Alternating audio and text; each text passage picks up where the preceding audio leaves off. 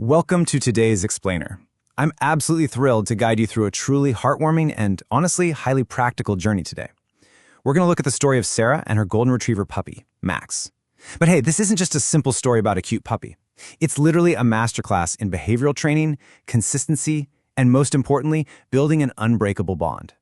If you've ever tried to train an animal, or frankly, if you've ever tried to build a deep, trusting relationship with anyone, there are some profound lessons hidden right here in this journey. So let's kick things off with a big question. What's the absolute most important command you can teach your dog? You know, when people get a new puppy, they usually zero in right away on commands like sit or stay, or maybe paw. And hey, those are great. They establish boundaries and good manners. But the come command, often called recall, is a whole different ballgame. As our source material highlights, teaching a dog to come when called is absolutely crucial for obedience, sure, but more importantly, it's the ultimate tool for your dog's physical safety.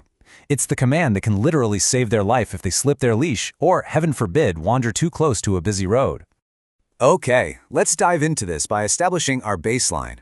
Meet Max. He's a golden retriever puppy, exactly 3 weeks into his brand new home with Sarah. They've already mastered sit, and they're making really solid progress with stay. Well, it's a beautiful sunny morning, and Sarah decides it's time to tackle the big one. She sits down on the living room carpet while Max is happily chewing on his absolute favorite toy. The environment is safe, it's familiar, and it's calm. And you know, this is exactly where you want to be when you're introducing a high-stakes behavioral concept. Moving right along to Section 1, starting small with some indoor practice. And that brings us to the first major phase of the training process. Now, training requires serious consistency, and Sarah follows a precise, mechanical sequence here. Step 1. She grabs a handful of treats, walks a few feet away, and crouches down to get right on Max's level. Step 2. Using her absolute happiest, most enthusiastic voice, she calls out, "Max, come!" But here's where the real behavioral work kicks in. Step 3. Max looks at her, but then immediately gets distracted by a squeaky toy nearby. Now, a lot of people, they'd get super frustrated here, but Sarah doesn't scold him. She just calmly says, "No problem, buddy," and waits patiently. She resets, and she calls him again. And when he finally trots over, she moves immediately to step 4, rewarding him heavily. Now, I really want to emphasize what rewarding heavily actually looks like in practice. This is the ultimate reward system. It's a repetition of positive reinforcement that goes way, way beyond a simple transaction. Yes, Max gets his favorite chicken treats, but that's paired immediately with enthusiastic praise, furious belly rubs, and big hugs. The reward isn't just about the food, right? It's about deep affection and joy. Sarah's face lights up. Max's tail wags furiously.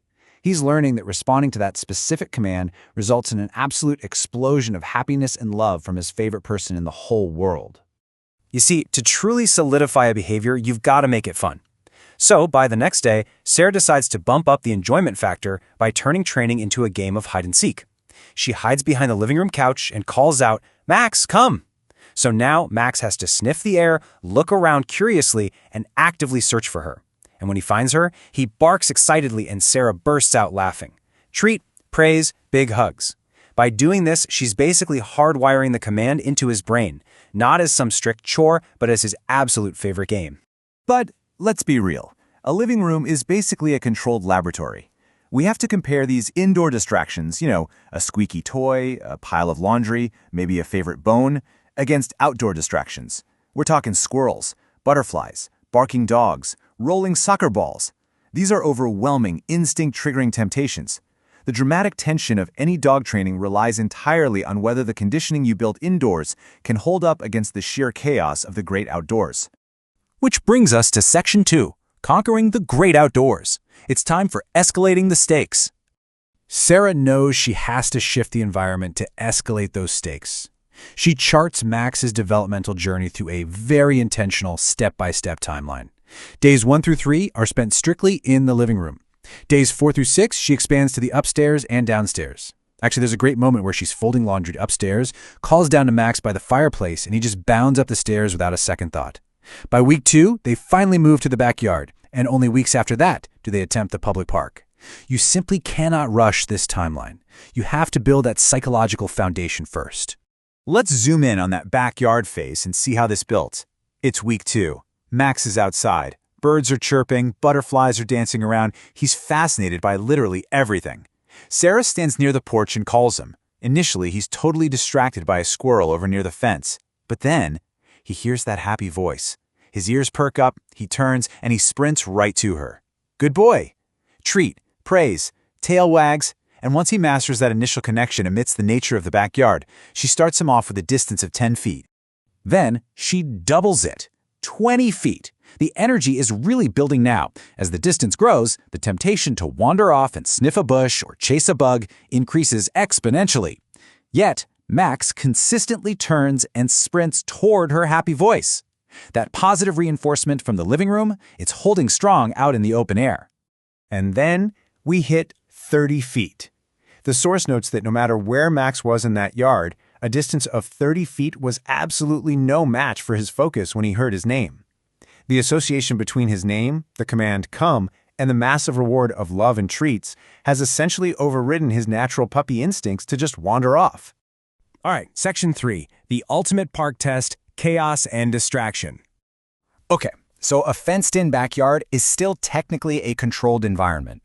Which brings us to the climax of our story. Weeks later, Sarah takes Max to a public park, and it is pure sensory overload. Children are playing, people are jogging right past them, dogs are barking off in the distance. And then the moment of truth arrives. A soccer ball comes rolling directly across Max's path. Every single ounce of a golden retriever's genetic makeup is telling him to chase that moving object. He locks onto it, he looks ready to bolt. But Sarah, she doesn't panic. She relies on the foundation they built. Without missing a beat, she calls out happily, "Max, come!" Now, without a single second of hesitation, Max turns his back on the soccer ball and runs straight back to Sarah. I mean, the triumph of this moment is just incredible. It's so impressive that nearby dog owners actually stop to watch. One amazed bystander turns to Sarah and says, "Wow, your dog listens so well." And that right there is the ultimate validation of all those quiet, repetitive moments in the living room with the squeaky toy. All that hard work paid off when it mattered most. Moving to Section 4, a bond built on trust. This is about so much more than just a trek. So, the crucial point here is understanding exactly why Max turned away from that ball. That evening, after the massive success at the park, Sarah and Max are sitting together out on the porch, watching the sunset. She's gently scratching behind his ears. When the bystander complimented her earlier, Sarah just smiled proudly and shared her secret to successful training. She said, "It just takes patience, love, and lots of practice."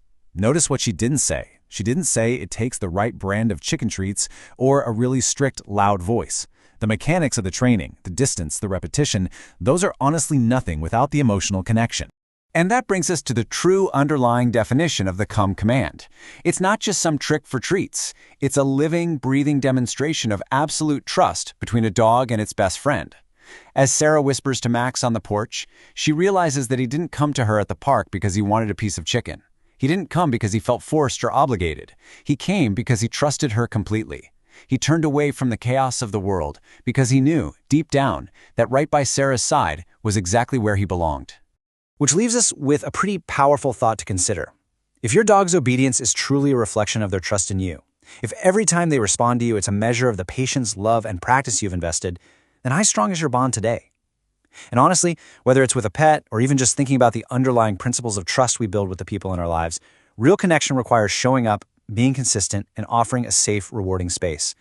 Think about the living room loops in your own life and how you might start building that absolute trust today.